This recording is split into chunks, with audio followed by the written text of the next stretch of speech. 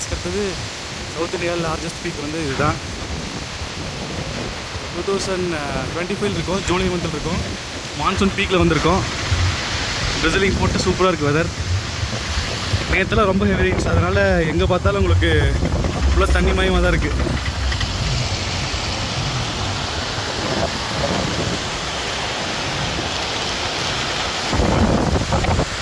செமையாக இருக்குது. பீக் இருக்குது.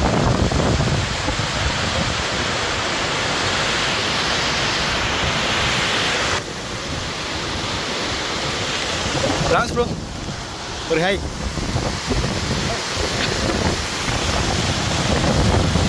இதான் சுற்றி பீக் ஆக்சுவலாக. இதான பீக்கு.